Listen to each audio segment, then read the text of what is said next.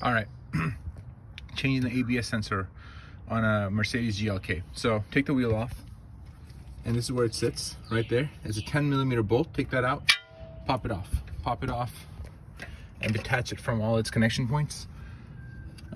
Detach it from there too. You can put a screwdriver on there, kind of pop that up so you can pop this out. But this whole wheel well liner needs to come off. So there's some 10mm.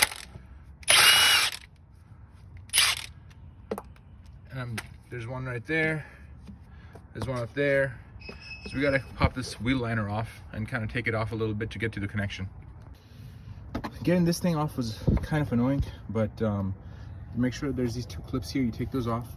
There's a couple here, and then there's one like right behind here somewhere. And then there's two on the bottom too. Those are 8mm. Not sure if you really need to remove the bottom ones, but here we go. So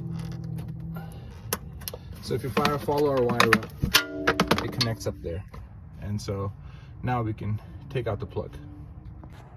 So I just want to show you how this plug works. What you do is you take a screwdriver, you press down on this top part, and that gets these flanges to move out, and then you can just pull the plug out. I can't do it while recording, but maybe I can.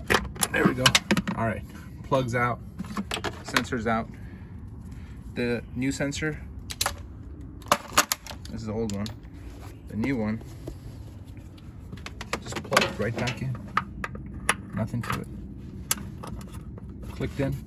Just route it back through, and then we just put it here and we bolt it in. There it is, snugged up, and it's all in all of its wire holder positions. And now we can kind of maneuver this back in place, put the bolts back in, put the wheel back on, and we'll go and reset the light. All right, so our ABS warning seems to have automatically reset. I'm gonna take the car for a drive and see if it comes back. All right, so I've driven it about 7 miles or so. Normally the ABS light would come on immediately.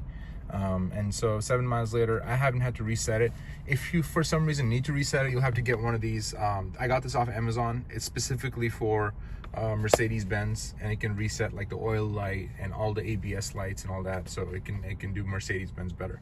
But anyway, if you got an ABS, traction control, etc., light, it's probably one of the wheel speed sensors.